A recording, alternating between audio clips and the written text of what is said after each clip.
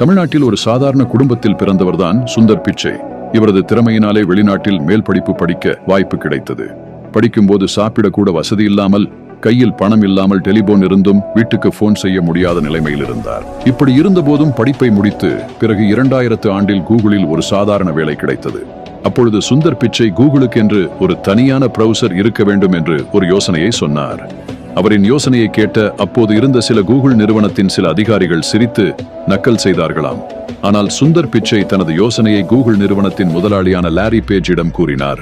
அவருக்கு அந்த யோசனை சரியாகப்பட்டது. அவர் சுந்தர் பிச்சரிடம் உங்களது யோசனையை செயல்படுத்துமாறு கூறியதால் தான் கூகுள் குரோம் உருவாகியது.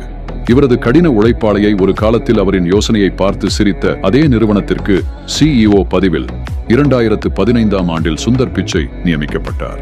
ஆரம்ப காலத்தில் 0 இருந்த இவரது சம்பளம் இன்று 0 வைக்கவே இடமில்லாதவாறு உயர்ந்துள்ளது. சுந்தர் பிச்சையின் தற்போதைய மாத வருமானம் மட்டுமே கிட்டத்தட்ட 166 கோடி என்று கூறப்படுகிறது. கூகுள் நிறுவனத்தின் CEO சுந்தர் பிச்சை பற்றி நீங்கள் என்ன நினைக்கிறீர்கள் என்பதை கமெண்டில் கூறுங்கள்.